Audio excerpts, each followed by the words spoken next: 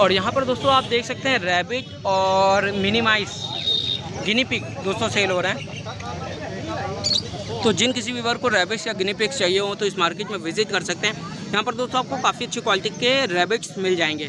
तो एक बार पूछते हैं दोस्तों इनसे क्या प्राइस होने वाला है। अगर इनका कॉन्टैक्ट नंबर मिलता है तो आप सभी को प्रोवाइड कराते हैं, ताकि हमारे जो भी व्यूअर ये वीडियो देख रहे हैं वो संडे मार्केट के अलावा अगर चाहिए हो तो वो इनसे कॉन्टैक्ट करके ले सकते हैं। रैबिट्स का कितना मांग रहे हैं भाई ये जो ऊपर रखे हुए हैं? 500 रुपये पेयर। ऊपर 500 रुपये पेयर में मिल जाएंगे। बड़ा वाला भी मिल जाएगा। बड़े क्या रैबिट क्या रेंज में है? वो भी जो 500 जोड़ा मिलेगा, वो भी 500 पेयर में। बच्चे और गिनी पिग के बच्चों का क्या रेट है? ये 600 रुपये जोड़ा। ये दोस्तों